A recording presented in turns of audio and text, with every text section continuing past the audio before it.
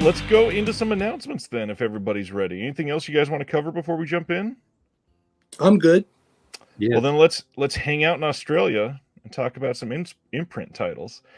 First up is Green Ice. All these are coming on March 27th, and this is, again, continuing this pattern for imprint. A big worldwide first on Blu-ray month for them, including this one. Green Ice from 1981. The search for valuable emeralds is on in this action-packed 80s adventure starring Ryan O'Neal, Ann Archer, and Omar Sharif. And this is directed by Ernest Day, who did A Passage to India. We get a new audio commentary by David J. Moore, a new interview with the stunt coordinator, Vic Armstrong, and just, again, adding to their out-of-nowhere wild slate that they always have. Oh, I know. I don't know how they do it. Even though we promote the company, I don't know how the hell they do it. They have some great obscure titles and want to show it to the world. It's fantastic. Like with this one, I've never seen. I'm actually tell you, I've never even heard of Green Ice until Ryan O'Neal's passing, and then they mentioned this film. And I want to watch this. Stan, see you later. Great seeing you. See you, Stan. See you.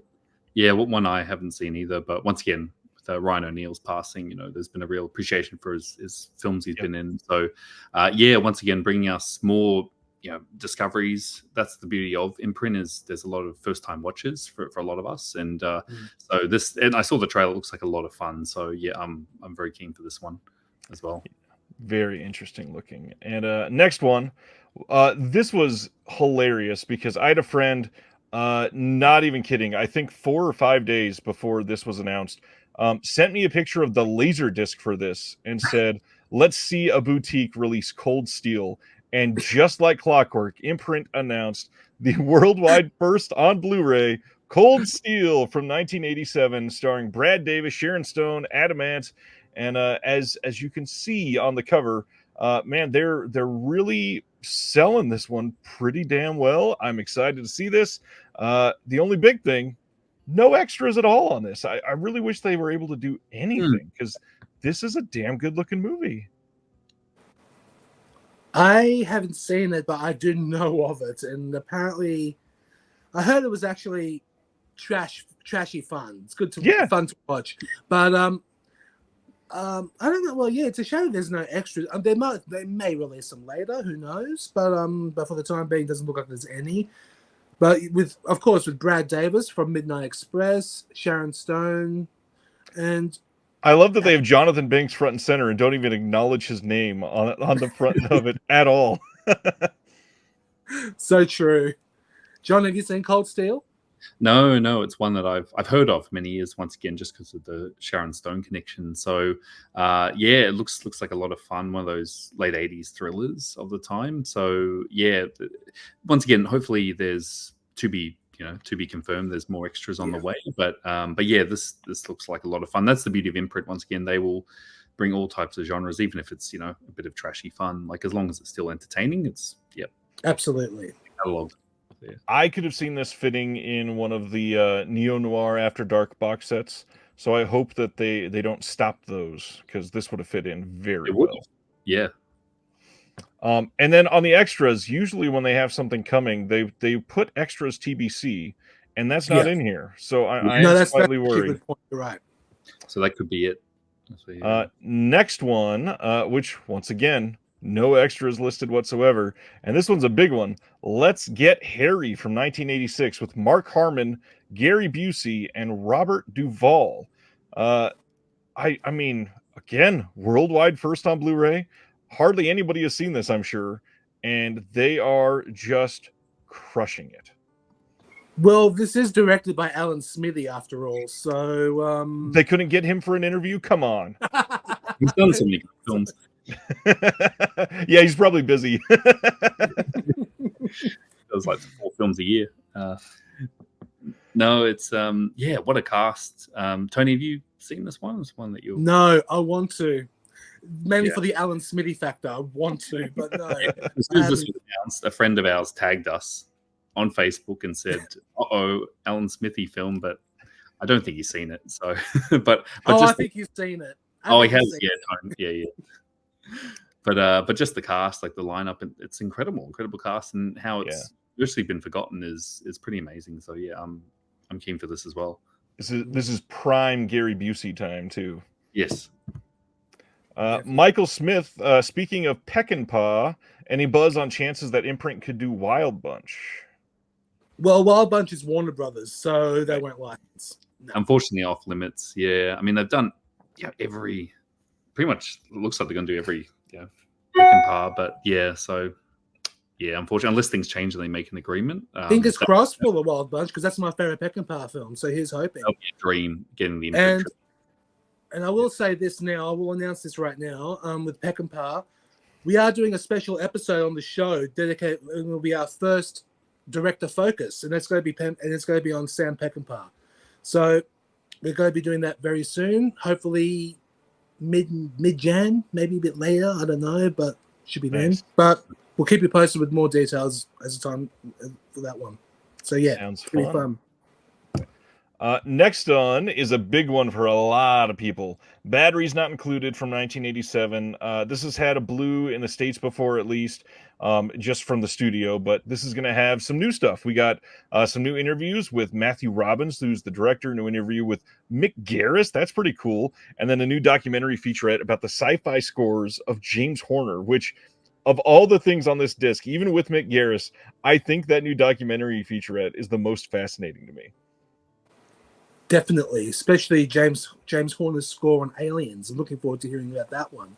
But yeah, we had the standard Universal release of Batteries Not Included here in Australia as well. But it's good that Imprint are releasing this one with the new Mick Garris interview as well as Matthew Robbins. I think that's great. Yeah, I really like this film. It's for a lot of people, it's quite nostalgic. It's a bit of a childhood classic. So I'm glad that it is getting the Imprint treatment. I mean, once again, just diverse with the catalog. But yeah, a bunch of extras. You're right, Tony. We did get a local blue, but I think it was pretty much bare bones. There was nothing. Zero. Yep. Zero. Yeah. So we're getting the, this cult sort of kids film. We're getting the treatment of it. So yeah, this is great. Very happy about that. Definitely. My big thing is I kind of hope that they got a new scan. It doesn't say anything about a new transfer, so there probably isn't one. But man, it would be nice to see something updated for this. Oh yeah, definitely. Yeah, it doesn't.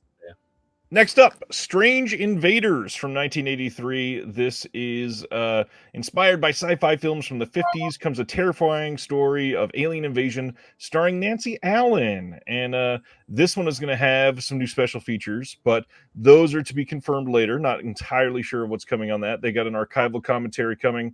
But this one is one that I believe had a previous release in the States, at least. Twilight Time. Yeah, I have it. Yeah. I don't think I've seen this one. I haven't seen it, but I believe this is a sequel to.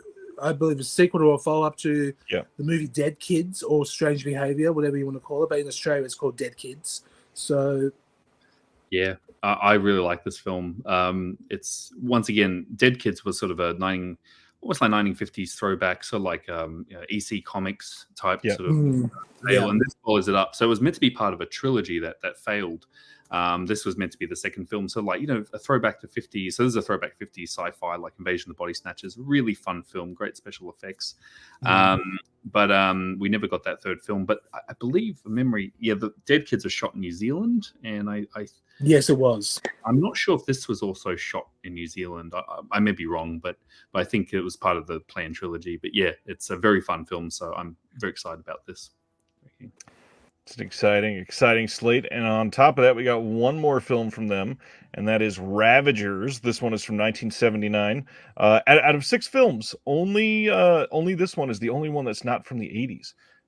They don't even do that many 80s films overall, so it's interesting that they were super 80s heavy. This one also worldwide first on Blu-ray. You got Richard Harris, Ernest Borgnine, Art Carney in this one, Ann Turkel, based on the 1966 novel Path to Savagery by Robert Edmond Alter. And again, no extras on this one, it looks like. Now that one is a shame that has no extras because I have not seen this one, and with at least do something about Richard Harris at least, but because that'd be really good. Yeah, this one and that cast alone with Art Carney, Borgnine, and Harris, it would be really good. And it's number 300. It's Imprint's 300th release, that one, so it's going to have at least extras just for something like that. But he's hoping it'll be more announced. Well, speaking of number 300, to celebrate, they are giving away this commemorative A2 poster free with any of the March pre-orders, which is really damn cool. And I kind of need to pre-order something, I think, to get this. This is a really fun idea. It's crazy to me that Imprint already has 300 spines. Like that, for people that don't remember, Imprint, their first spine was May of 2020. And the fact that they're already at 300, that is a mind-blowing pace to carry out through a pandemic from Australia. And how many of those 300 were worldwide first on Blu-ray? It's a huge number. Quite a large number, yes. Massive amount. When we did our end-of-year Imprint, but we were saying, Tony, I think the calculation was they released 100 films this year. This year alone, we did Imprint released 100 individual films, including what's inside the box set. So inside box sets. 1 year, so that's just bonkers. That's insane. But you can't deny it. This year, as we discussed because we did record the special end of year Best of Imprint episode just recently. It'll be up soon. Imprint this year were the king of box sets. You can't deny that. There was so many box sets. Walter Hill, Adventure Collection, so much good stuff this year. Sidney Lumet, the film focus on Jennifer Connelly, Gene Hackman. There's Jessica Lange. There's so many. Yeah, absolutely. Sidney J. Fury, of course. Yeah, how did I not say that one first? The Adventure Collection that just came out. And the hard thing is, this year has been so intense for all physical media. You can make that argument, but also there's about 9 other box sets that I could say are just as good, if not better, from other labels. But none of them are coming at the pace that Imprint is doing them. It's craziness. Yeah. And they keep the quality too. That's the thing. Extras, content. Always. It's intense. This is a nice, solid month from Imprint. Really fun way to celebrate 300 titles. I'm excited for them. I wish them all the best. It is a pretty big deal to last when you start your company during a pandemic, but to see it thrive in the first 3 years, this is a massive accomplishment. Oh, yeah. Yeah. Huge. Chris Yenko says Ravagers was hard to find when I saw it in 2016. Glad to see a proper edition coming. It's pretty gnarly. Awesome. Oh, that's good. The gnarlier, the better. Can't wait. Eager to see it. Chris is always watching some great stuff. All right, moving right along to Arrow. First one is in the U.S. and Canada on March 12th. They are releasing The Shootist. This is a movie that stars John Wayne. So, got to be honest, not really high on my list of pre-orders. But for those that love it, we got a new audio commentary on here from a friend of both of our shows, Howard S. Berger. We got a new visual essay by David Cairns, new interview with Western author C. Courtney Joyner, new appreciation of Elmer Bernstein's score by Neil Brand. There is a new visual essay by Scout Tafoya on John Wayne, which, I mean, overall, the extras on this sound so much more appealing to me than anything starring John Wayne. It makes me sad that I kind of want this. How do you guys feel about John Wayne? Well, my father was a huge John Wayne fan, and I grew up watching John Wayne. But, take it or leave it. Yeah, I think that's saying me. He's always been like a dad figure, like your dad's sort of favorite movies. So I'm beginning to appreciate John Wayne a little bit more. But yeah, I'm still a bit iffy. But obviously all the classics. But so a bit give or take as well for me too. Yeah, and especially watching John. Imagine I'm from a Greek background and watching John Wayne with my father, who doesn't speak a word of English, and I have to translate the whole movie in Greek. Not easy, not fun. Well, at least he speaks slowly. Yeah, that's actually true. That's good. You can't deny all the John Ford classics, amazing, but yeah, some of John Wayne's solo other stuff. It's Yeah. In the chat, David Holland says it's a solid movie, not as good as El Dorado or Rio Bravo. Not much is, but better than True Grit. Definitely sold for a Howard S. Berger special feature, says Paul Berryman. Howard S. Berger always sold his commentaries and video essays are great. I always go straight. And he's a good friend of ours as well. So definitely. For anybody that has never watched any of Howard's visual essays, you read something on the back of some of these, and it's, appreciation of X by Howard S. Berger, and you go, oh, that sounds cool. But then you pop it in, and it's 47 minutes long, and the dude never breathes.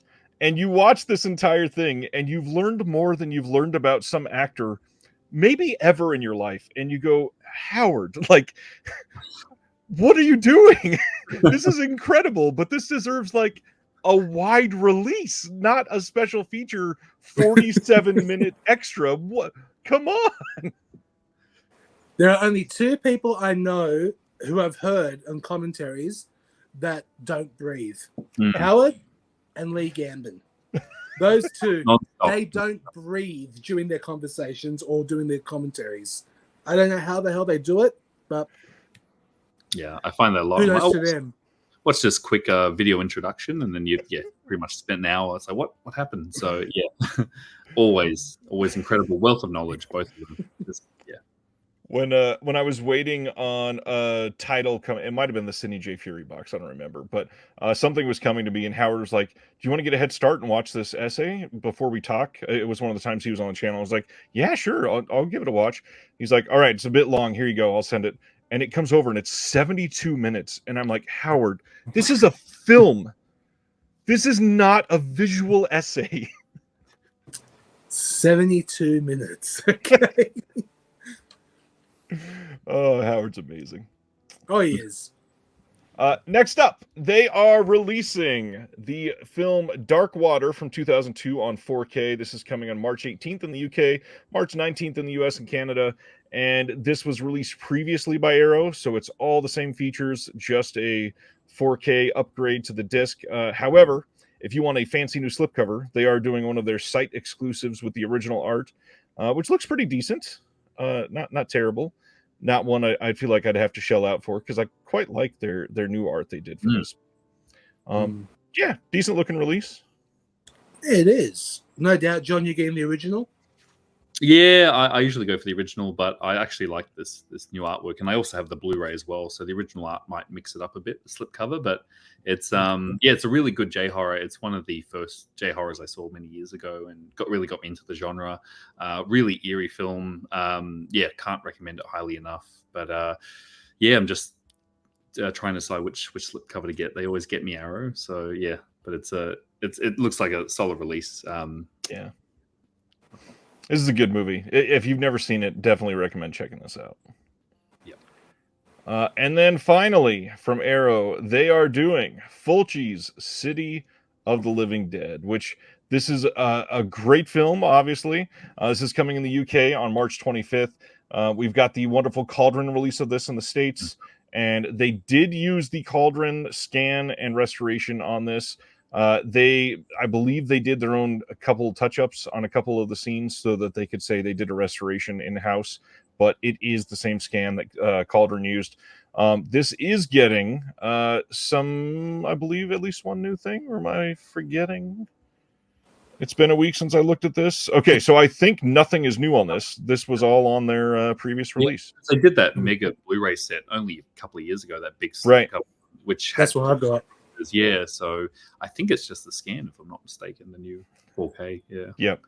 And yeah, this is the only thing I was going to say. Dustin is pointing out the jungle set City of the Living Dead. Yeah, this is kind of odd art for this film, because this film does not take place in a mossy, green backdrop ever. Is this the Adventure Collection 3 or something? I don't know why, but it reminds me of a zombie version of I Spit on Your Grave for some reason. A little bit, yeah.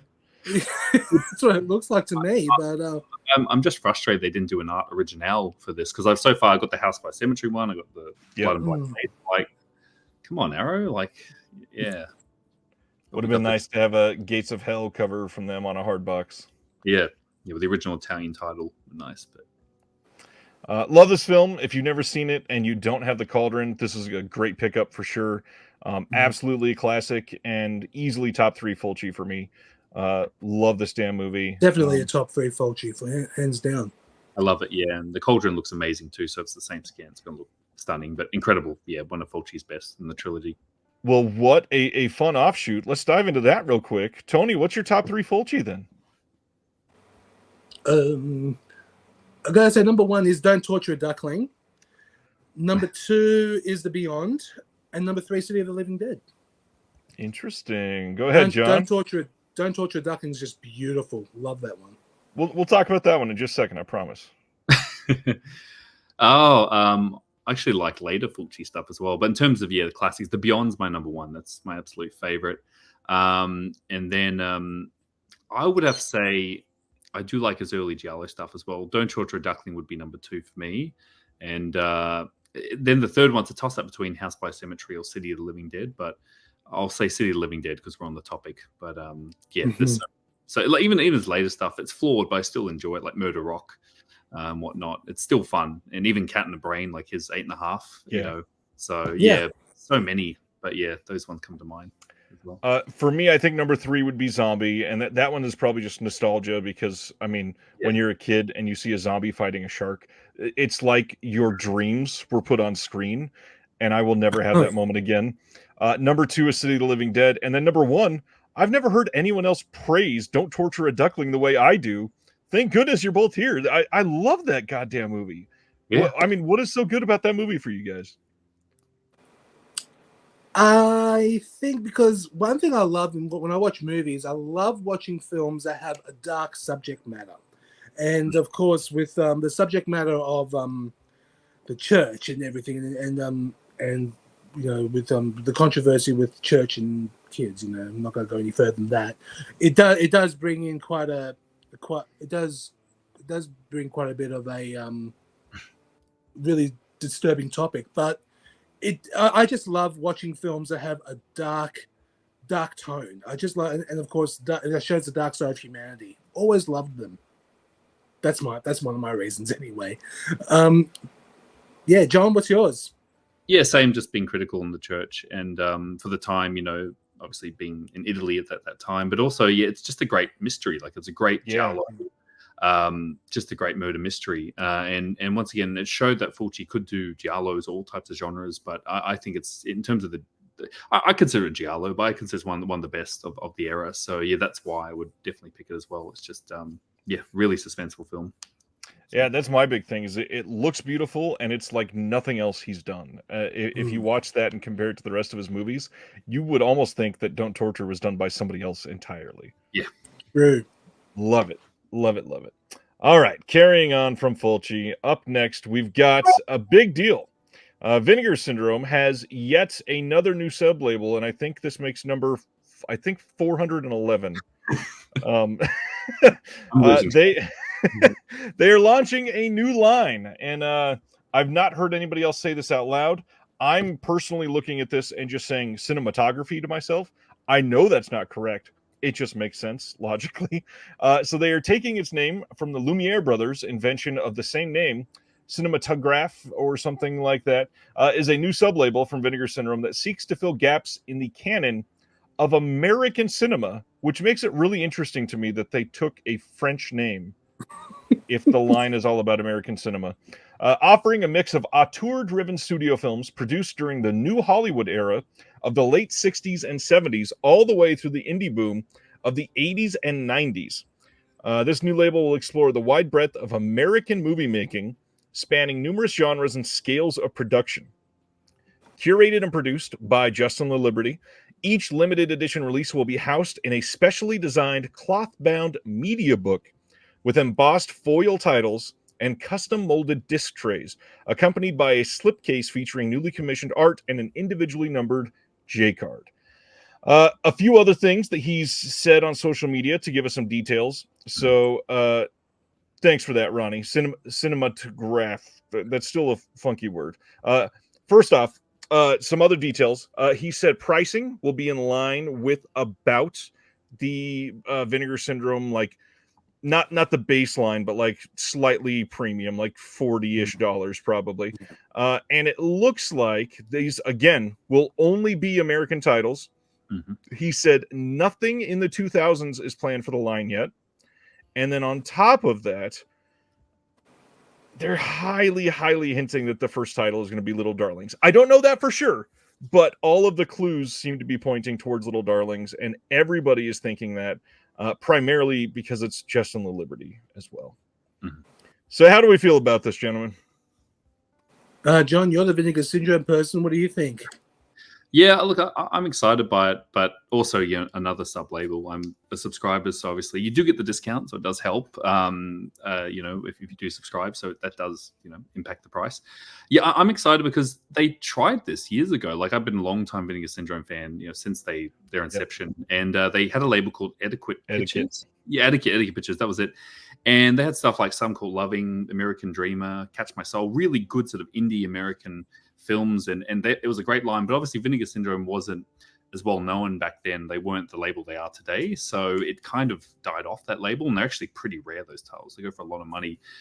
So if they're resurrecting that and bringing that, because like I said, their restorations are top notch, so if they can do Criterion level films with their type of restorations, this is a match made in heaven. So I'm quite excited for it. Definitely intrigued to see what happens there.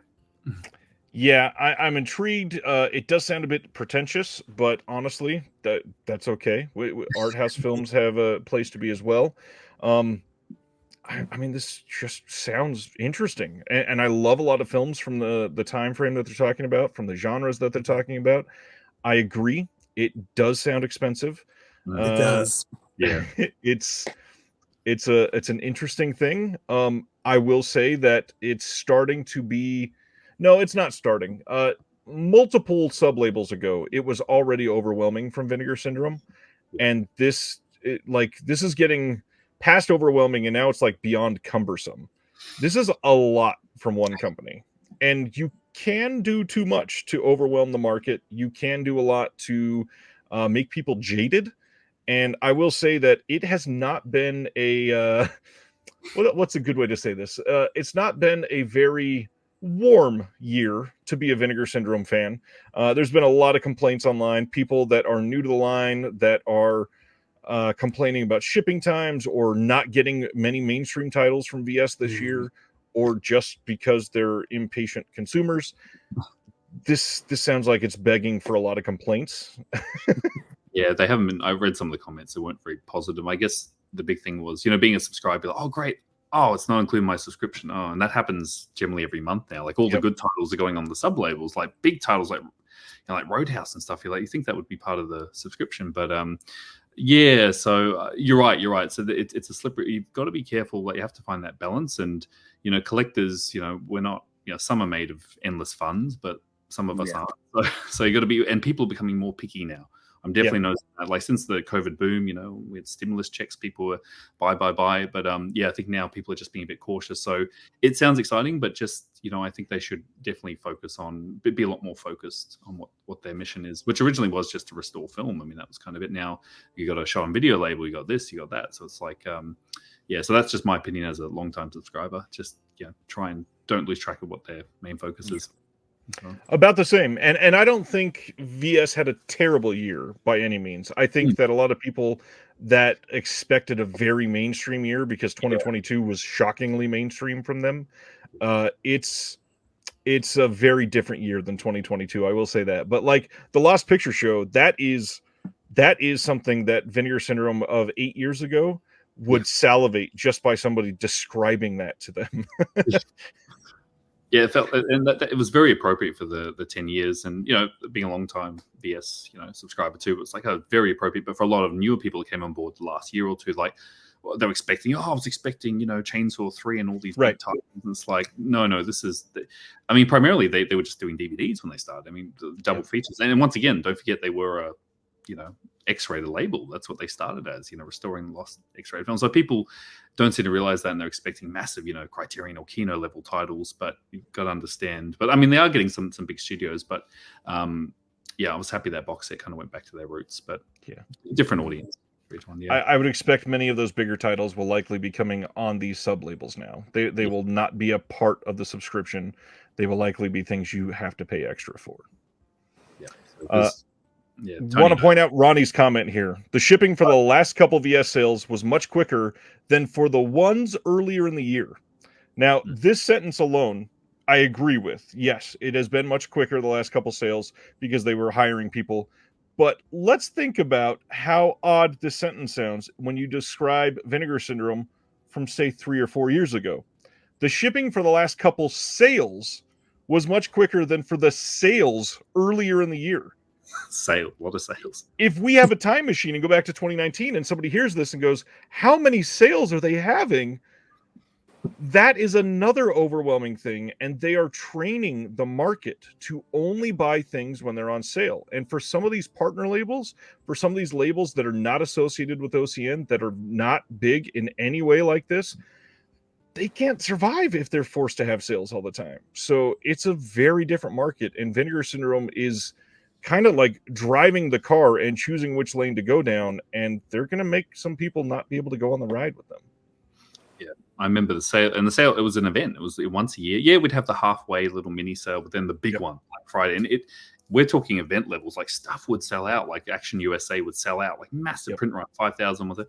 And now, I feel like people are just like, I'm seeing in the comments, oh, I'll wait for that on sale, And yes, there is some sort of FOMO, but not the FOMO it used to be, like it was going to sell out, during the, later in the year. But it's a bit of a, I agree. And especially, I think when Jeff Crocodile came on your show, not say anything, but they mentioned like some of those sales they weren't really aware of. Like I think one of the titles was like below cost or something. Like that's that's a bit of a for the partners. Like so I don't want to say anything, get anyone in trouble. But I'm just saying the partners should be aware as well about those sales too in events. Mr. Sibner is asking, do we think that now that there are far more sub-labels that they will maybe start including some of the earlier sub-labels in the subscription to justify the cost? Absolutely not. There is a 0% chance. That is their incentive right now, is to not include things because people are subscribing to get discounts to buy more stuff. If they're just making more money, why would they stop that train? Yeah. Well, because I know, Tony, you're a big fan of the what's the 4K one? The VSLs? VSUs. VSUs, sorry. Yep. Mental blank. Because Tony, you've got the Showgirls one and got Showgirls, got Roadhouse, and I just got Bloodsucking Freaks and Mark of the Devil. Yeah, but it's funny because every time Tony's like, "That's in your subscription," I'm like, "No, it's not. We'll have to. I can get you one, but I have to buy one as well." So it's like we'll order 2 copies and we'll split. But it just, And Tony's like, "That seems a bit odd, being a subscriber." I'm like, it's just how it works. So, but question from the chat: is it true that VS aren't embossing their slips anymore? I don't know that it's they're never doing it because like Existenz is textured at least. So they're doing it on some, just not on all of them for sure. Yeah, some partner ones don't have embossing as well. I noticed. Yeah, right. Well, you got your ones, John. Are they some of them embossed? Yeah, Fatal Games is embossed, just the title. So now, but that's a really good point. And also, I noticed be a nerd, but the textures definitely changed. They used to have these old covers that are very sort of unique paper, and these ones are much more smoother. So it's just we notice these things, we definitely do. But I'm just looking now. Some of them aren't. And then Sibner saying, I say they should just bring Subscriber Week back to Black Friday and extend the Black Friday sale to a week. And I got to be honest, now that it's in January, they're not going to do that because now they're getting twice the press because they have it happening in November and then they have it for a full week in January. And that's twice the time. Not to mention people are spending Christmas money on a subscription now. Why would they potentially have less sales when in November people can buy as much as they want from their sale, knowing, hey, in 6 weeks I can go buy a subscription? And I mean, I think they have 22 titles coming out the first week of January. At least it might even be a couple more than that. Yeah, something like that. And also a sale every day as well. Yeah. Yep. A sale every day. Wow. Yeah, every day. Yeah. Yeah, this is a lot. But enough about Vinegar Syndrome. We had this long conversation, and they didn't even announce a title. This is how good they are at marketing. We just talked about Vinegar Syndrome for like 20 minutes, and we're not even discussing a specific title. What is up with this? Let's see. Paul says, I'm fairly new to VS and hearing about these subscriptions, but then so much not included. It doesn't worth it. It doesn't seem worth it, I'm sure is what you meant. The funny thing is, it kind of still is. Depending on how much you buy from the partner labels, depending on how much you buy from the other lines, you're getting at least like an $8 discount on every single one of those extra titles you buy. And then on top of that, if you buy enough, that covers your full subscription, which for some people, I mean, there's some people that buy literally every title that gets announced every month. Don't know how people do it. That's insanity. But some people do. And then on top of that, you're basically getting all of the Vinegar Syndrome titles for free, just for funsies. John, you're one of them. Yeah, I am. No, and look, the value is honestly, the 50% code, because I support a lot of partner labels. Like some of my favorites in Deaf Crocodile, Carney, like these are labels I really love, and so to get 50% off, that's great. But that's, to be honest, really that's the main benefit for me. The films themselves this year have been, but the discounts are really good. The subscriber discounts. Yeah, I feel like this year has had a lot of high highs and a lot of low lows from VS. Yes, yeah, it's one extreme to the other. All right, enough about Vinegar Syndrome for at least 5 minutes. Next up, let's discuss MGM releasing Red Planet Mars from 1952. This is coming as a mod Blu-ray on January 16th, and I've never seen this one. This is a Peter Graves film, though, and more 50s sci-fi coming is going to make a lot of people happy, I'm sure. I'm one of them. Love 50s sci-fi, but mod? Oh, don't know. Not a fan of mod, to tell you the truth, but well, whatever works. It is pretty ugly. I love how Paul Berryman's pointing out the Blu-ray edition across the top of this. yeah, not a good sign. Yeah, and mods, I mean, there's a couple different sides to this. Some people think that they're exactly the same as pressed because of how they do it nowadays, but there's a lot of people that have seen some of these fail and have different feelings. So could go either way. I'm keen, because I love good old 50s sci-fi. But yeah, once again, that's why the great thing about Warner Archive, they press their discs, which is great, but I wish MGM did that too. But yeah, I'd pick it up on a sale maybe. Yeah.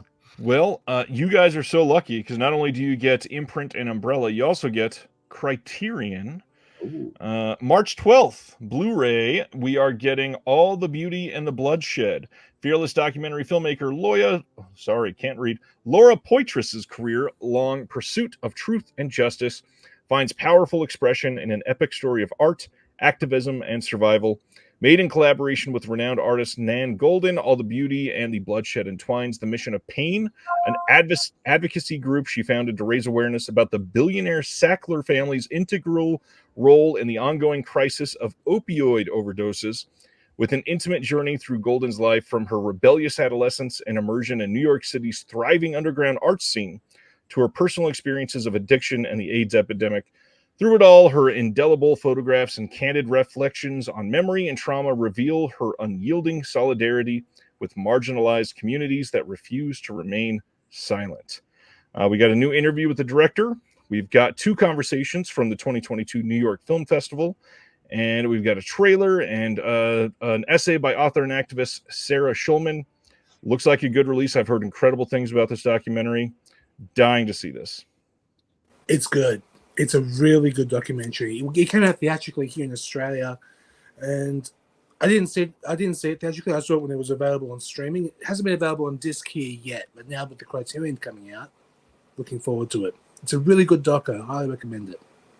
Yeah, I didn't get around to seeing it, but I'm very keen to check it out. And once again, if Criterion thinks it's that good, it's on Criterion and not Janus Contemporaries. It's must be a good doco. Yeah. So I'm very keen to check this out. Yeah, and once again, I'm a big Criterion fan. I usually try and grab what I can during the sales, but yeah, I'll pick this one up too. Nice. Next up, all that money can buy, but most people know this as The Devil and Daniel Webster. This is coming on Blu-ray on March 12th, and this is from 1941. This has an audio commentary by Bruce Eder and Stephen C. Smith, the biographer of the composer Bernard Herrmann.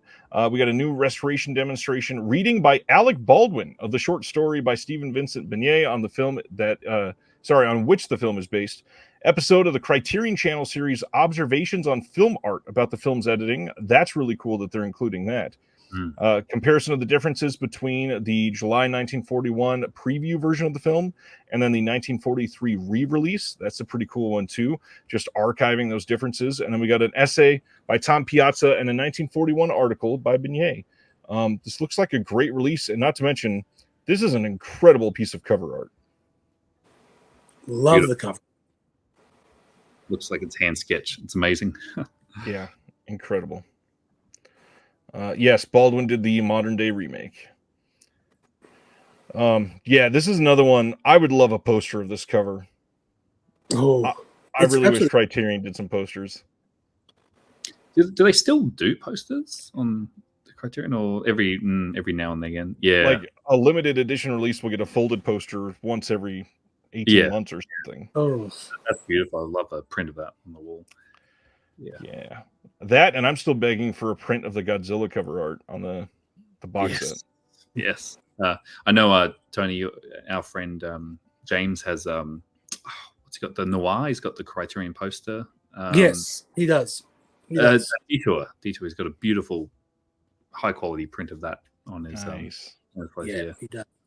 Very nice. He actually started selling some Criterion posters, and they sold out. So they sold out quickly, but at $120 a pop, very tough. Australian dollars. Yeah, Australian dollars, but they are high quality. But they're I wish they shipped to Australia. Yeah. March 19th, they are also giving us The Runner from 1984. Very powerful cover art on this one as well. This has a new 2K digital restoration. We got a new conversation between the director, Amir Nadiri, and the filmmaker, Ramin Barani. Audio interview from 2022. We got Waiting, a 1974 film by Nadiri, featuring an afterword by the director. And then an essay by Ishan Kushbakht. And I've heard great things about this film and somehow have never gotten around to it. Same. Haven't seen it, but looking forward to it. Yeah, it's another blind spot. So once again, thank you, Criterion. Saint Omer also coming on Blu-ray. This is a 2022 film, and yet again, this is one that I've heard incredible things about. This is a fairly new film, and just have not seen it. This will be the easiest way to see this movie moving forward, I'm sure.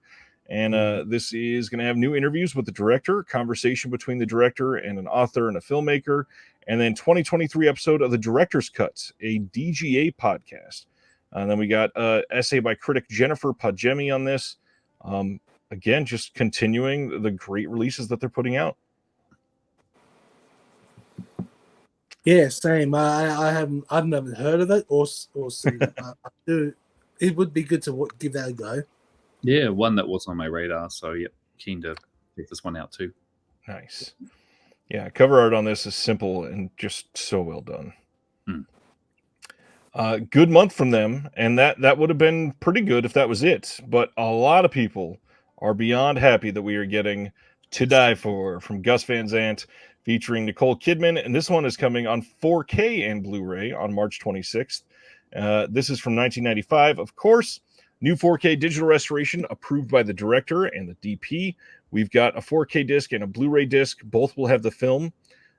We got an audio commentary with Gus Van Sant, Edwards, and the editor Curtis Clayton, some deleted scenes, a trailer, plus an essay by film critic Jessica King. This is one that people are... This was the loudest celebration for sure. Oh, yeah. I love To Die For. I saw it theatrically when it came out in 96, and I adored it. I just thought it was incredible. But it's good it's getting a 4K UHD disc, but I don't know. It seems it's lacking a bit of features. It would be a little bit more extras, like a documentary or something. That would have been good, but oh well. Either way, you get a commentary by Van Sant, so that's good. It's good enough for me. That's a big deal. I am glad that it's got that. The other big thing is that it's got a 4K and it's got Dolby Vision. Thankfully, it is going to have HDR. we don't have to worry about that. This is one that will benefit from that for sure.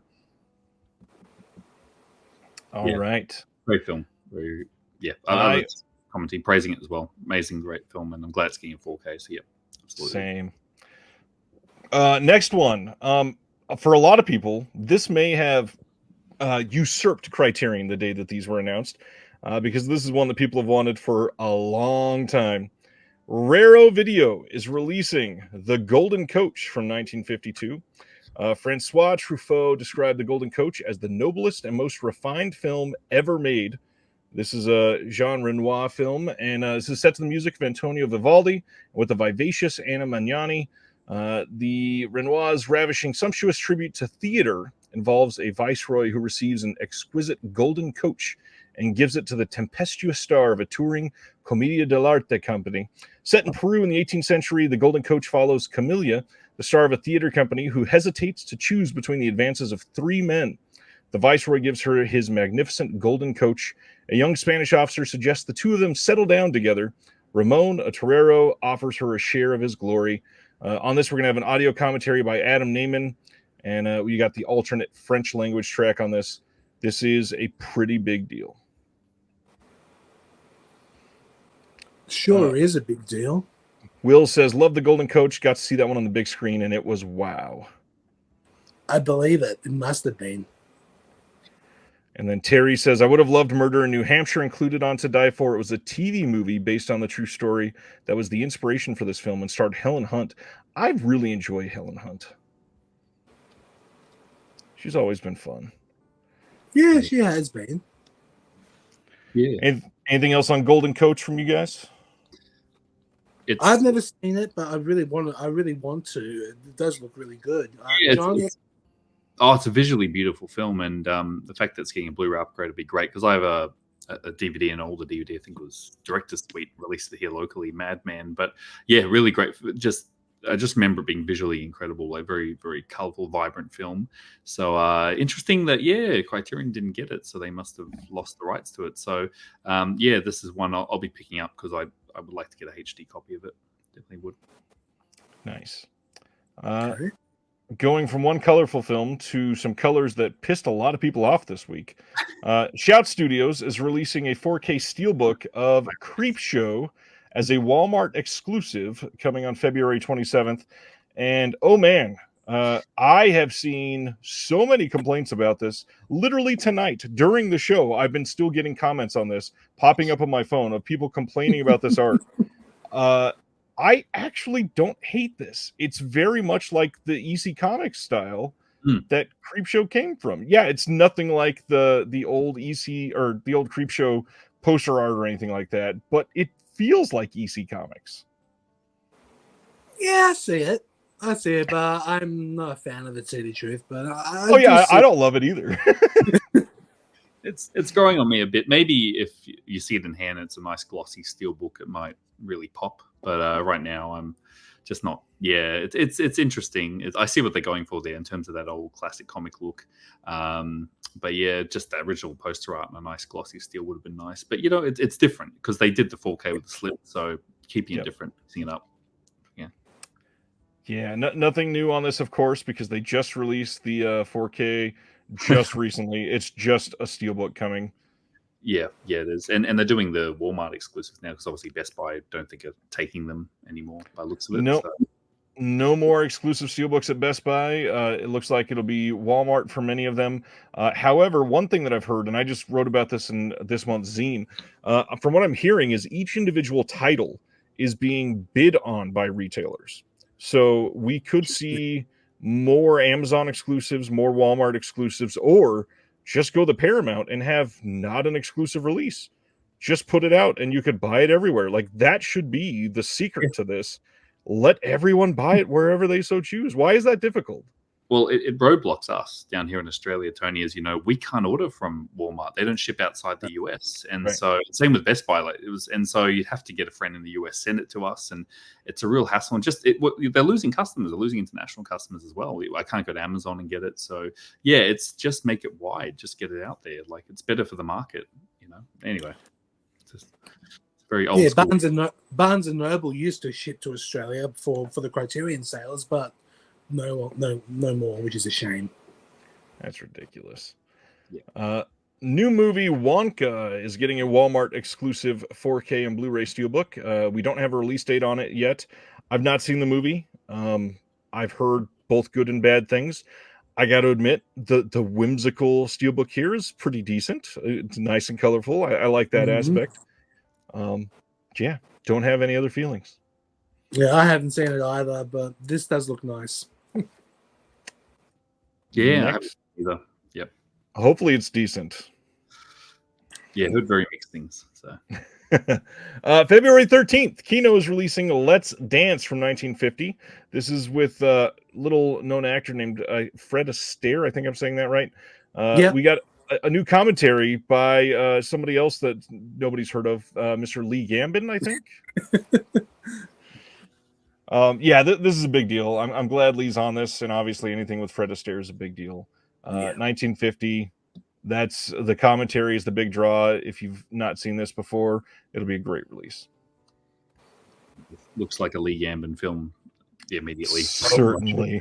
Screams Lee Gambin. So yeah, I'll definitely grab it as well, just for the Lee's commentary. Be worth it. Next up, Kino is releasing Francis from 1982 someday. We don't know when. This is with Jessica Lange, Sam Shepard, Kim Stanley, directed by Graham Clifford. Not much else known about this yet. We'll probably get it here in 3 or 4 months, and we'll find out a lot more. Any feelings on Francis? Well, it's out on imprint already in the Jessica Lange set, but it's my favorite film from that box set. I absolutely adore this interesting. film, but I do wonder what extras will be in there. So they'll be pretty cool. Yeah. Once again, I'm quite happy with the imprint set, but it'll be interesting to see what Kino does. But yeah, really good film. And same with you, Tony. I think it was the strongest film in that set as well. Yeah. Nice. Yeah, imprint and Kino, they seem to be working from the same pool for the most part. A lot of those imprint titles are coming to Kino eventually. They are, yeah. And then they'll be on sale for $9 in a couple months after that. Next one from Kino. We don't know when, but they are releasing Changing Lanes from 2002, starring Samuel L. Jackson and Ben Affleck on 4K. What a random pick for a 4K title from Kino Lorber. I remember seeing this and thinking it was fine. I don't remember hardly anything else about it other than, hey, it was a movie. Yeah, I saw it once, never again. I didn't hate it, but I just thought, it was all right, and that was it. Done. Yeah, I saw it when it came out. I thought it was, I've seen it once, ho-hum sort of film, just someone having a bad day. Interesting choice. Like, there's a lot of Blu-rays they announced that are pretty amazing, but this gets the 4K. Okay, interesting. But once again, I think I listened to an interview with Frank from Kino, and he said that if they HD, it's already done, the master's there, they'll just 4Ks. But interesting choice, very interesting. I agree with David. The poster here definitely makes it look like this movie's called One Wrong Turn Deserves Another. Oh, it does. It certainly does. Next up is the complete series of Gomer Pyle USMC is coming on pressed mod Blu-ray from Paramount on February 13th. This will have audio commentary on I don't know if this was a typo, but I love how they wrote this. Audio commentary on select episode. One episode. And then the pilot from the Andy Griffith Show in HD, vintage sales presentation clip in SD. But again, this is a very surprising deep cut to come out on Blu-ray. This would have been far down on my guest list of what was coming out on Blu-ray on TV, but here we are. I'm not sure how well this will sell. Shazam! I had no idea. I don't know. I grew up watching Gomer Pyle, so the mod thing is kind of turning me off a little, but I'll give it a go eventually. But I'll wait till it goes down in price, of course. Yeah, I grew up a lot on Gomer Pyle and Andy Griffith. Jim Neighbors is hilarious and grating all at the same time. Yes, but this is a very interesting pick to come out on Blu-ray. It is. I think it's good, I guess, for more classic TV on Blu-ray. I guess that's one of the benefits there. Hopefully, if it sells well, they'll do more. But yeah, an interesting choice. There's still a lot of classic television from that time that hasn't got the Blu-ray treatment. So like same with you, Tony. If it goes on sale, I might pick it up. Yeah. Just keep them coming. That's my big thing. Definitely want to see more of them. Don't need to highlight that. February 20th, we finally got some release details on Leviathan. February 20th, 4K and Blu-ray, and it's got some nice alt art. You can get a slipped copy on Blue or on 4K. Same alt on both. This will have a new audio commentary by Steve Mitchell and Nathaniel Thompson. And then the Blu-ray disc will have a lot of the archival features that were on here. And Leviathan, how do you guys feel about this and the wide range of 1989 aquatic horror, which 89 and aquatic horror had this, The Abyss. I think there was one or two others. It was a big deal for underwater horror. Deep Star 6 or something? That sounds about right. Yeah, Deep Star 6 was one. Yeah. How do we feel about Leviathan or that year? You go first, John. I love this film. I think it's one of the strongest of the underwater horror films. Just an incredible cast. And I had to have the old Scream Factory Blu-ray of it, and that went out and got quite pricey. So I'll definitely be upgrading to 4K just because it's a lot of fun. It's a really fun movie, and once again with the cast of Weller, everyone in it is great, top of their game. So out of the underwater films, this is one of the stronger ones of the titles. Yeah, certainly, definitely is. Yeah, I missed out on the Shout Factory release, and now that it's coming out in 4K. Glad waited, but it's good. I'm really looking forward to this one because I haven't seen it since I think mid-90s, and I remember really enjoying it. So it would be good to watch it again, for nostalgia. Yeah, this is a good one. Just a few, maybe about a year ago now, I watched this one again. This movie holds up. It is so well made. 89 was just a great year. Was The Deep in 89 as well? Damn, I think The Deep. Yeah, that was not the Benchley film.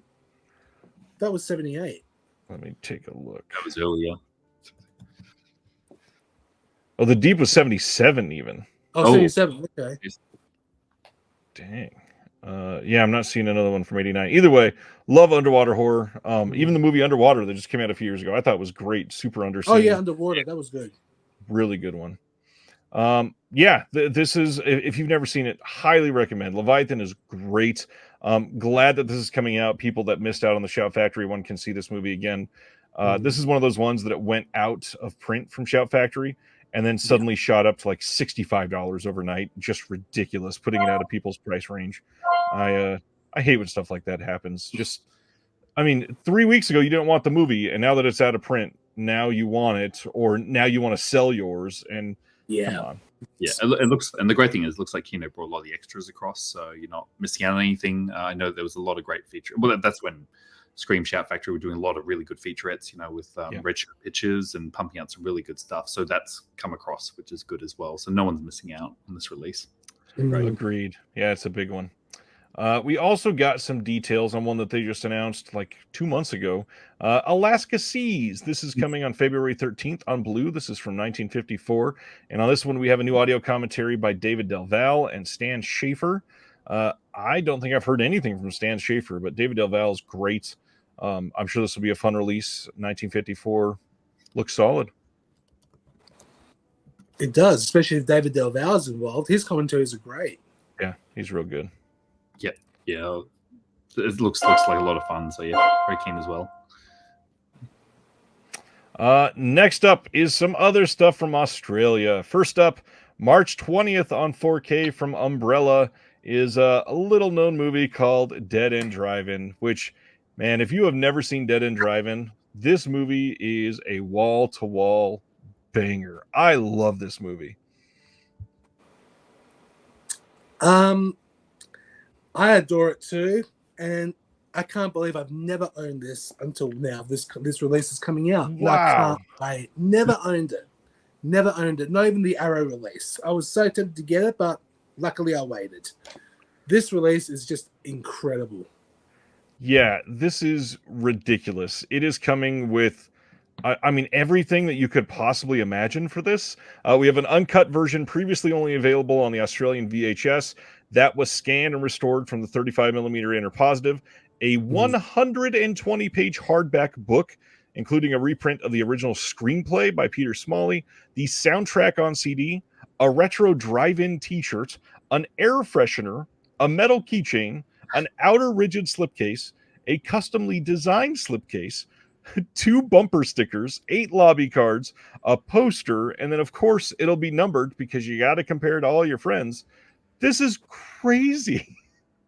And that's not all. Keep on going. There's so many. Yeah. There's more extras as well. Yeah, extras too.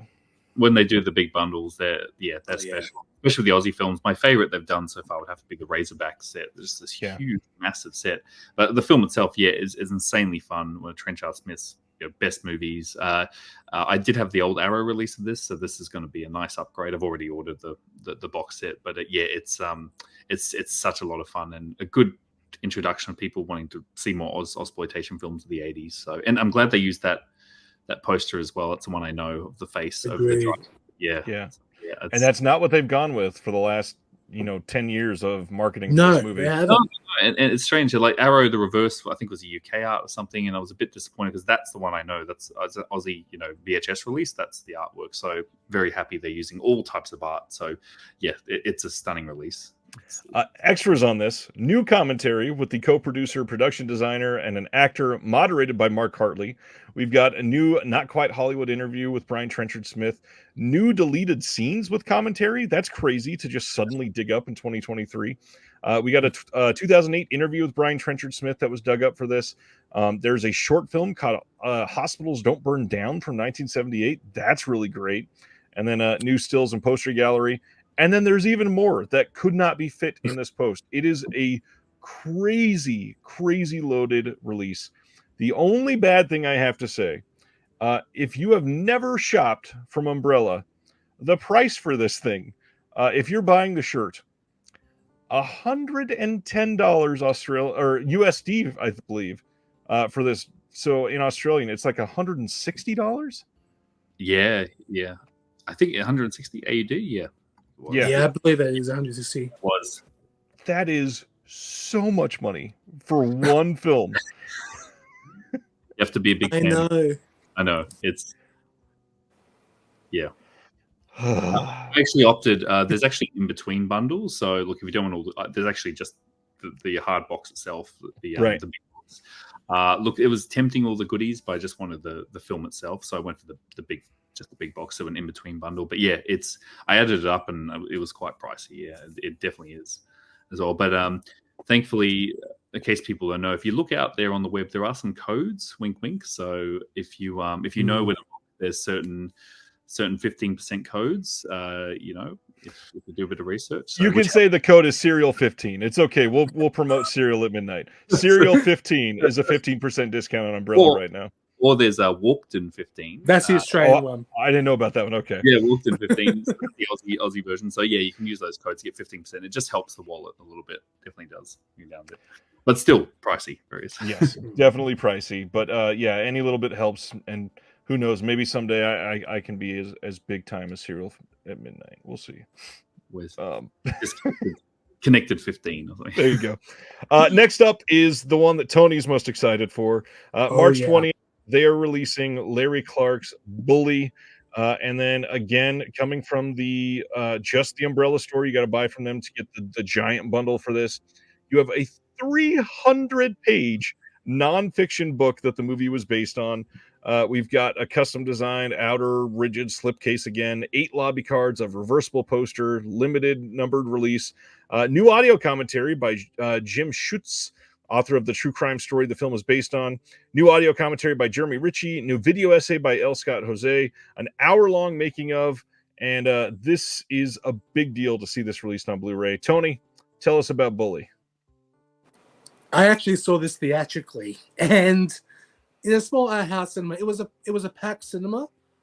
Within 30 minutes, over half the cinema walked out because it was too strong. It was too extreme for them, and I fell in love with this movie. It's definitely not for everybody. It has the subject matter is pretty harsh, but it is a very, very heavy film, but highly recommended. Larry Clark, love him or hate him, whatever. Kids, that was just recently released from Umbrella. That was a great release. But this one, I think, Bully and another Clark film, Another Day in Paradise, they're two beautiful films. But this one is probably my favorite, hands down. Can't wait for this release. John, how about you? How do you feel about this one? Yeah, I really like Bully too. Also got their kids release. I've always liked kids. Very tough watches. This one in particular, it is a true story what happened, and the use in this film, and there is some scenes of violence that may be a bit confronting, but it's a really powerful film, and I'll be picking up this set as well. I've actually already ordered this set, but the other obviously one which we Ken Park, that is extremely controversial in Australia. That's what I was about to say. I wonder if they'll follow up on that. Well, no. It hasn't been reclassified. It hasn't. So, if the viewers don't know the story, it was banned in Australia, and infamously, they tried to screen it at a film festival, and the police raided it. The cops. Tony, you know a little bit more about that. Yeah, there's a film critic named Margaret Pomeranz who ran this TV show called The Movie Show with David Stratton. And she loved the movie. I think she gave it 4.5 out of 5 stars. And I thought, okay. But and then it was banned in Australia. And then she was just so against censorship. She decided one day to screen it, I think in one of the town halls, I believe. And once she started screening it, the police raided in, took the print, and arrested Margaret Pomeranz. Yeah, so film critic got arrested. It was crazy. And it was all over the media. If you type in Ken Park Australia, see all these news articles. And it was you'll see it. And they tried to reclassify it, but it's still, the board just went, I think it was like one person didn't agree. It was like, because we have a very old school. We don't have unrated like the US. You actually have to go for a very conservative, very old liberal government rating system. But having said that, look, it has not been reclassified in 20 years. So maybe Umbrella could resubmit it and give it another go. But 20 years ago, they thought it was too extreme for Australians. So, And if I remember right, that one's not because of violence. That one's because of sexual depictions, right? Yeah. Yes, that's right. Yeah, it was a bit too much. And that's the thing, like with our rating board, we're pretty relaxed. Like stuff like this gets passed. If it's violence, no problem at all. But when it comes to sexual content, our rating board sometimes has issues with it. So especially involved, it's the same with America as well, I believe, Ryan. Like I know, if it's a lot of violence, no issues with classifications, but sexual content, you'll automatically get slapped with an NC-17 rating or something along those lines, and a bit too extreme, Here it's supposed. Again, take it with a grain of salt because I don't know who to believe in this scenario. But I believe Larry Clark has always said that Ken Park has not been distributed in the U.S. because of music rights. But I have a feeling he was just told, "Don't ever try to release this." Yeah, I think I agree with that part. Yeah, but it'd be nice to look. It is like I personally like the film. It's very disturbing, Ken Park, but if it did get a release, then that's true. They like scenes of people going down under. They don't. They definitely. No, you're right.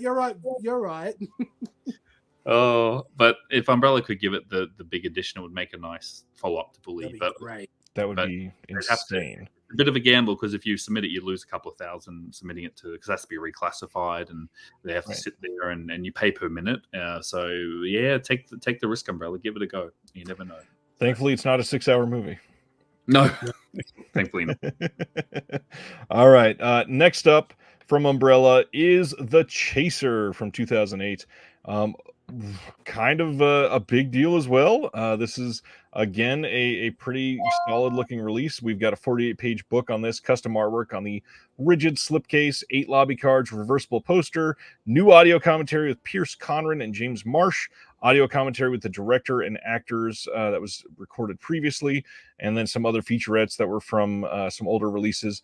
But I believe this is the first Blu-ray release of this film, and this is just a magnificent, incredible film. This movie is so dang good. I haven't seen it, so I'm looking forward to getting this one. John, you seen this? Oh yeah. Chase was amazing. It's really, really amazing film, and it follows up what Umbrella's been doing with a lot of the Korean films. So I'm very happy to see this get a nice big box. Once again, ordered it. So yeah, this is a big deal.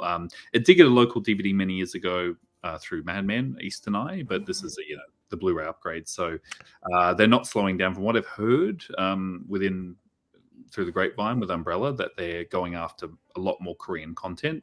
So expect some of the big Korean titles to come. So this is great. This is really good. Will's pointing out there wasn't a blue in the US that was out of print now. Pulp Viking loving the Chaser as well. And then from Umbrella, we got one more title, and then we'll talk about Umbrella as a whole. Them, also known as Ills. This is from 2006. And if you've been watching the show, this is one I brought up, funny enough, a couple times in the last couple months, because we've been talking about French Extremity for a little while. This one is getting a new feature-length audio commentary by Alexandra West and Andrea Subisati, and this is going to have a video essay on home invasion horror by the one and only Alexandra Heller-Nicholas, which was on the channel this week. So go give that a watch if you get some free time. We got a making of on this. We've got some press conferences, footage recovered from the original location, BFI at home, a whole bunch of other fun stuff. But once again, this movie is remarkable. This is a great home invasion film. Highly recommend this. And this is kind of one that most people have not seen. This is like one of the most obscure of the French Extremity. And it's not as extreme as the other ones, but it's this is a pretty harrowing tale. I'm unfortunately one of the ones who haven't seen it, but I really want to. What about you, John? Yeah, I really like this film too. There was a local DVD in Australia, and I picked it up many years ago. I think it's like $1 or something. I thought, oh, I'll give this a go. And it was actually under the original title. That's what was released in Australia as. But yeah, really, I still remember it was a very frightening film, and it's scary because it can happen. Like it's not. This is something that it's not so much supernatural. It's this. Various people in the shadows. This is a very scary topic, and it still freaks me out. It gives me chills, this film. So I went and grabbed this box set. So yeah, highly recommend it. So yeah, really great part of one of the missing films in that so far. Get a blue on the Extremity side. Very keen. So that being said, Umbrella's slate for this month. I'm not kidding here. I think this might be Umbrella's best monthly slate they've ever released. Highest quality titles. Greatest looking sets. We got a 4K of an obscure film. Dead End Drive-In is one that many people have still not seen. This is a Larry Clark film that those don't get a whole lot of love. Obviously, it's Umbrella's second, but that's a big deal. And then Chaser getting another release, and then this one getting a blue out of nowhere. Like this is a big deal month for Umbrella. And if you're going to support stuff, this is the type of thing that should be supported. Absolutely, for sure. It is a great month. But this year alone, Umbrella had some great months as well. Like the month with as you said, with Kids, as well as Hercules Returns, and I believe they released also The Love Witch and all that. Those Beyond Genres, some of them as well. But I think that was the last of that bundle as well. But yeah, this year entirely, Umbrella were on fire. They were really good. Yeah, I agree. Very. Pulp is asking, the Chasers, the audio commentary by the director, will that be in English? It probably will not be, but it'll probably be subtitled. I believe the original release had that subtitled, and they'll just pull that over. Not too hot for the artwork, but beggars can't be choosers. Just get the simple version. Paul says, loved my conversation with Alexandra Heller-Nicholas. Some really interesting topics covered. Thanks, Paul. So did I. You did a great episode. I appreciate that. She's on a lot of my top list for imprint extras. So, yep. Very good. Ronnie says it was good as well. Yeah, she would love to do that, I'm sure. Yeah. But this is a solid month. Yeah, really strong. And the other thing I want to point out that the Dead End Drive-In release has got HDR. The people have been a little critical Umbrella's 4Ks, yes, Razorback and Possession, but this is HDR, so they're really upping their 4K game. So, this is the release to look forward to. But yeah, just a very solid, diverse month overall. Definitely. Sibner wants to know, any chance Second Sight puts this out, given their recent titles announced? I mean, I can't say that it's impossible. And in fact, I wouldn't be surprised at all if they did, following what they've done. But I'm not sure who's got the rights in the UK. It could be something that's still tied up. I hope to see it. I love this movie. And Second Sight, honestly, at the moment, still is easily either my favorite or like top 3 favorite labels at least. So I would be stoked to see that. And they normally, if they do have the rights, they normally go, like Possession, like hint, guys, we're releasing this later. So they did have it. I think they would have said something or hinted something, but who knows? It could be wrong because they have been doing a lot of the French stuff, so it would line in perfectly. But yeah, I'll double dip because I like the film, so get both releases. Nice. Sibner says in the middle of the interview, but loving it. Thanks, guys. That's a fun one, and I mean, she was just insanely great to speak to. She's just a brilliant person.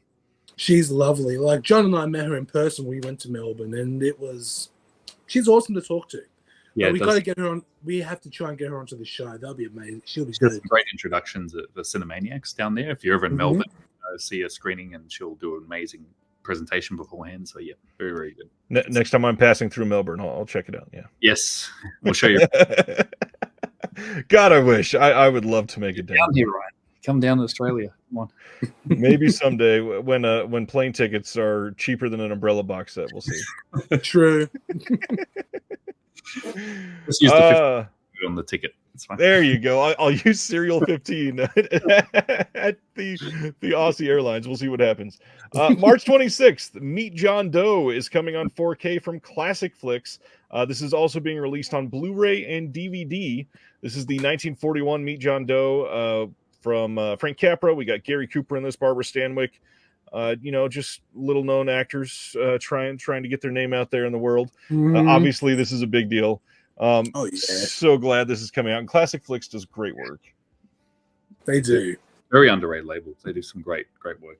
Classic films. Yeah. This will look astonishing, I'm sure, and you'll probably be able to get this fairly inexpensive because they don't charge a whole lot for their stuff. No. That's good. Yeah, no, it's a Capra, so I'm on board. Yeah. It's good to hear. Next up is yet another Shout Factory Steelbook coming to probably a Walmart exclusive, but it doesn't say exclusive yet. This is Weird, the Al Yankovic story, coming on, I believe, February release date as well. But what's funny, the website, when I posted this at least, was saying you can have it by December 26th. I don't see that happening. I think that it was just some typos as they were getting it loaded up. It might look completely different now. I haven't checked in the last day, but either way, fun-looking steelbook. I'm sure this will piss a lot of people off because this literally just came out with the slipcover version, and suddenly they're putting more out on steelbook. And for steelbook collectors, that is always the way to piss them off. That's true, actually. Like I got the Australian Umbrella release, and I'm happy with that one. They went all out with their Weird Al box set. They got the T-shirt and all the bundles. So I did get a hell of a bundle. It was, yeah.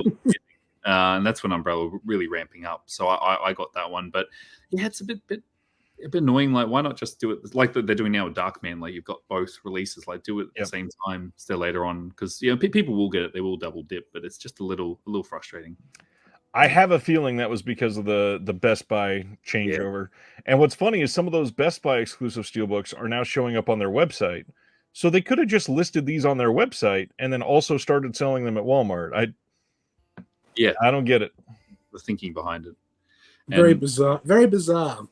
Well, I've said about Shout many times. Look, they don't ship outside the US, so I think they have a good friend that sends them to me. But those Shout exclusives, every time they announce them, me and Tony are just like, oh no, here we go, another exclusive. Because they don't ship, it's just they're not accessible to us. But yeah, so and being a Walmart exclusive, I get probably one of that as well. Well, even those Shout exclusives, I can't remember we talked about them last week, but those titles, they're $30 US for Australian. That's got to be like 40-ish, 45.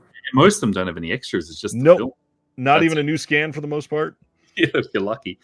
So $30 US. You're looking around yeah, between 45-50 even. Jesus. not cheap. And then you got shipping from the US that my friend charges on top. So it's pricey. You're looking at probably 70 Australian for a crappy, no features, bare bones title. Of some 90s horror film. what the one? That doctor one? It looked like Dr. Giggles or something. Yeah. Virgin or something. I don't know. It was like, oh no. I was like, not paying 70 for that. That's for sure. So. No, thank you. All right. Next up is another Kino 4K, and that is February 20th. We are getting The Last Castle. We heard about this just a couple months ago, but nice to see an actual release date for it pretty quickly. This is coming with an audio commentary by the director and all kinds of other archival extras that were on the previous release. Gonna have some alt art on this one. This is the Robert Redford, James Gandolfini, Mark Ruffalo, Delroy Lindo film. We talked about this one when it got announced, but this is another one. It came out in 2001. I remember seeing this when it came out and liking it quite a bit. I don't think I've seen it since 2001, though. Same with me. I saw it theatrically, and that was it. But I remember really enjoying it. Same Hell of a cast, too. Yeah. Oh, yeah. Yeah, I saw it when it came out as well. It's one of those films that just kind of lingered on DVD. I don't, never upgraded. So I'll definitely pick this up because it's been a while since I saw it. I remember really liking it when it came out. I'm glad that Kino are doing more of these sort of early 2000 films as well. It's good. Yeah, this is a big one. And then 88 Films announced that they are doing Project A Collection. This is going to be Project A and Project A Part 2 coming on 4K in the US and Canada on April 23rd. These are going to have Dolby Vision HDR presentation of the Hong Kong cut and Taiwanese cut. We've got a new interview with Stuntman Mars that is going to be newly filmed in 2024. And then all kinds of archival extras. We got a perfect bound book in this, some lobby cards, double-sided poster, a slipcase with brand new artwork from Kung Fu Bob. And then they are probably going to announce some other new extras later because Project A is one of those that's had quite a few releases. But, this looks like a pretty incredible box set if you're into this type of stuff. Yep. Yeah, John, you're into this, aren't you? Yeah, right up my alley. I really like the Project A films. I've got the Eureka box set they did on Blu-ray, but this is that was obviously UK, so this looks like I think a US release, 88 US. So I'll pick it up. I like them both. 88's just killing it with the Hong Kong stuff. So especially the they're doing 4K releases as well. They did a Supercop 4K, so I'll grab this too. Definitely will. So because I'm a big fan of Chan, so one I'll be getting as well. Yeah. Well, the next one is one that a few of us are probably big fans of, and that is erotic thrillers. MVD is adding to their Skin Max line with 5 DVD double features. Once again, these are not HD prints. There's no way that these can come out on Blu-ray. It's not like they're skimping out and only doing it on DVD because that's the cheapest one. This is the best way that they can release these. 5 double features. We got 2 release dates. March 26th, they are giving us Different Strokes and Ultimate Taboo. And then Strip Show and Target of Seduction. Then on April 23rd, we get Galaxy Girls and Petticoat Planet. Forbidden Passions and Lurid Tales, The Castle Queen. Finally, Midnight Temptations and Midnight Temptations 2. How many copies of these are you buying, Tony? Probably 5 of each. I don't know. But that Different Strokes one with Dana Plato, that looks that's actually the only title in there that looks really interesting. These are generally not awful. There's a couple in here that are better than others for sure. And I will actually happily pick these up. These are like right now you can get these on Diabolic for only $12 a piece. And when you start looking that these are 10 films for $60, that's pretty incredible. Oh yeah, $10, 10 films, definitely. Yeah, it's right at my alley. I love some 90s erotic thrillers. So yeah, if they go for the right price, I'll definitely get them. Some of them I think I have on like maybe a Full Moon DVD or something. That they look familiar from back in the day. So yeah, I'm glad that they're doing this and keeping that genre alive. Because like I said, some of these were shot on video, so we're not going to see Blu-rays or 4Ks, but it's good that they're getting out there, and it's a good genre. And there's recently there was a really good documentary on erotic thrillers that came out. Having a mental blank. It was released by one of the partner labels, Yellow Veil, I believe. Yellow Veil, yes, really great documentary. So we'll go as a nice pairing with these releases if you want to double it up. Well, funny enough, this is probably the best time to promote this for just a quick moment. So I'm going to highlight that on January 1st, we are going to see the voting open for the Shelf Shock Rewind Awards. And that documentary is called We Kill for Love. And I can tell you right now, that got a lot of nominations from the CSC, and you will likely be seeing that on the ballot starting next month. I can't wait until we start seeing some of these votes pile in. Voting for Shelf Shock Rewind will happen for the entire month of January, so get ready. There are, I believe, 27 categories this year, and we changed a couple of them up, and it's going to be a really exciting show. We got a lot to cover. It's going to be great. And sorry, just to interrupt. Yes, Wonderment Project, you're correct. Sorry, they were shot on film but edited on video. So yes, sorry, my mistake. Yeah, because they generally throw away the elements once they edit on video. Yep. On it's thankfully, they've been Kino been going back, and Vinegar Syndrome did a few releases. You have to actually re-edit the whole film and back to back. And I don't think they're going to do it for these type of films. But yeah, thank you for correcting. That's correct. They definitely will not do that for this. Unfortunately, probably not. That's a lot of time just sitting there staring at Strip Show, getting it to be able to be released on Blu-ray. Next up, Studio Canal in the UK is releasing Circle of Danger as part of their Vintage Classics line. This is from 1951. It's going to have a new 4K restoration of the film with an introduction by Jean-Baptiste Thoiret. That's how you say it, I think. We got an interview with Christina Lane, interview with Imogen Sarah Smith, the trailer stills gallery. And Studio Canal usually does a pretty great job with these Vintage Classics line titles. They do. Yeah, but this one I haven't seen. Same. Yeah, haven't seen either. But you're right, Vintage Classics, amazing. They do some good 4Ks on Vintage Classics. As we all know, The Wicker Man was a Vintage Classic, Tony, release. So, Canal are really just knocking out of the ballpark every time, and top in terms of technically they're top presentations across the board. So whenever Canal announce something, so I think they recently announced The Horrors of the Black Museum, and so I went, because I was going to get the US one, but then I saw Canal was doing it. Okay, I'll go for Canal just because I just feel like their level of quality is up there. So yeah, I haven't seen this, but very keen to check it out. Next up is Lawman Bass Reeves. Is coming on January 23rd on Blu-ray. Not sure much about this, if it's connected to one of Taylor Sheridan's 19 shows that he's done or whatever, but I've heard that this is decent. You guys see anything like this? I actually saw the first couple of episodes. It is on Paramount Plus, and it's all right. It's no Yellowstone, but this one's it's not bad. But I'll still keep on going. But those are the 2 episodes so far. From what I saw, I don't mind it. Nice. That's a high praise. Tony doesn't mind it. Yeah, I didn't see it. There's so much content. I know didn't get around to it, but look, if Tony, if you that's your glowing recommendation, I don't mind it. Okay. Put a quote on the cover. Okay. Next up, February 27th, Welgo is releasing Dr. Chian and the Last Talisman. Not sure if I'm saying that right yet. This is from 2023. Says, despite being the grandson of a famed village shaman, Dr. Chian doesn't actually believe in ghosts, yet makes a living performing fake exorcisms on camera. But when a mysterious client arrives at his door, Dr. Chian is drawn into a series of strange and unexplainable events that will challenge everything he has ever believed and resurface childhood horrors he's tried to forget. This just sounds like Asian The Last Exorcism, which... It does. Okay, I mean, I'll try it out. Actually. And it also kind of reminds me of the Asian Haunted Mansion from this year. A little bit. I don't know. Yeah, it sounds like Last Exorcism because that was like a comedy, like in parts, like obviously like a con man, but yeah, I'm intrigued. Call me intrigued. I'm definitely interested. Will, how did you watch Wind River and think it was beautiful but meh? That movie's amazing.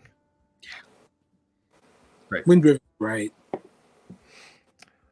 Then we have The Marsh King's Daughter with Daisy Ridley and Ben Mendelsohn. This is coming on January 2nd, very, very soon. This is coming from Lionsgate, and this will actually have a little bit of special features. We got an audio commentary with the director, Neil Berger. We've got a making of The Marsh King's Daughter, a theatrical trailer, and that is it, but pretty solid for a Lionsgate title. Can't really complain there too much. No. And thankfully, it's a press disc as well. That's a big thing. Yeah. I haven't seen this, no, but yeah. Yeah, I haven't seen it either. Tony, did you see this one? No. That checks out. Gunfight at the OK Corral is coming on 4K from Kino on February 27th. This is the 1957 film. We got a brand new audio commentary with C. Courtney Joyner and Henry Park, and we got a trailer, I guess. I thought there was a couple other features, but that's it. But I mean, this is a classic. Burt Lancaster, Kirk Douglas, 4K. How do you go wrong with this? How can you go wrong? This is a beautiful Western. It is such a good one. I love this film, but I'm glad it's getting the 4K treatment. Same here. It's a classic. Haven't seen in a while, but yeah, I'm loving these Kino 4K releases. So I'll be picking this up to keep the line going. But it's one of the classics. It's two iconic stars. Yeah, and it's a HDR Dolby Vision Master. This is going to look pretty fantastic. Yeah, definitely. They're Dolby Vision releases are really stunning. And it's coming on a 100 gig disc. That's a big deal. Yeah. Mm. And finally, last one for the month. Not for the month. This is a week. I'm very tired. Season 4 of Monk is coming on February 27th. And as usual, we'll have all of the Season 4 episodes newly restored in 4K. We've got a couple featurettes that were associated with the season as it played. But that's it. It looks like a solid release. Every season's got a slipcover. If you love Monk, this is the best way to get it. How do you feel about Monk, gentlemen? I saw it when it came out. I didn't mind it, but my review again didn't mind it. But yeah, no, I do like Monk, but it's just not one. My favorite detective show will always be Columbo, but right. Monk is not bad either. I think the situation of that magnifying glass is pretty suspect, as pointed out by Daniel Stibner here. That's it. Just a little. No, same with you, Tony. I saw this. I used to watch on TV when it aired. Good show, but oh my, how perverted can you get? Oh boy. But yeah, like I said, Columbo will always be the best, in my opinion. And I'm glad that it did get released. Sadly, the extras were all taken off, but Kino did give it a good solid box set. So at least we have them in HD. But Monk, look, I like Monk, but more of a Columbo fan as well. Yeah, that checks out. And I'm still holding out hope that one day everybody that was involved with that Columbo set or Kino or somebody will be like, oops, I accidentally posted all these files on this other website. Please don't download all of them and share forever. Oh, man. It was just like a crime. Speaking of crime, like all that work was just not released. Like it's just, so much hard effort went into that. And so, and look, they've never really said what it is. And obviously, due to legal reasons, they probably won't. But it's a real shame because I was very excited for all those extras as well. Yeah. Okay, delete a couple of extras, but not every single freaking extra. My goodness, that was crazy. Yeah. Who knows? Could have been the Falk estate. I before Peter Falk died, he sent me back many years ago. I sent him he signed a photograph for me and sent it all the way back to Australia. So when he was still alive, Peter Falk was a big, always there for the fans. So but it's a shame because I'm sure if Peter Falk was still around, I'm sure he would want those extras on the disc. Oh, definitely. So, very odd, especially after everybody's already been paid for them. Kino lost a lot on that release, guaranteed. Oh, I bet. Yeah. All right. Then we always follow that up with what is coming out next week, just in case you forgot. And there's some things, not a ton. Usually the last couple weeks in December are semi-light. We've got the Inspector Wears Skirts. This one is dropping officially next week. We got the Man in the Iron Mask 4K from Shout Studios. Last Man Standing also coming from Shout. All of the partner label titles should be shipping soon from OCN. Fist of the North Star, Pig Killer. That's another one of the partner label titles. Blue Jean Monster from 88 Films. Not a whole lot more. That's not just partner label titles, but there's a lot to look forward to in the next year. Any of these that are not partner labels that you're super excited about? The slip of Take It Out and Trade, that because I love Ed Wood. That one would be pretty cool. Yeah. And Yeah, the 88s, I'll be grabbing them. Yeah, all the Asian stuff they do. Yeah, interesting week. Man, the Iron Mask. I had the old Blu-ray Shout Select, so that's what I got as well. once again, it's one I might just wait a little bit for a good price. I'll pick it up. I don't think there's a slip on that, so probably not. Once again, it's crazy. It's like, does it have a slip? Is there a sense of urgency? But I'll just wait if it doesn't. No. But yeah, bit of an interesting week coming up. But they're the ones, my picks as well. I'd be going for. Good choices. And that is it for announcements and everything else that's coming out that we always cover.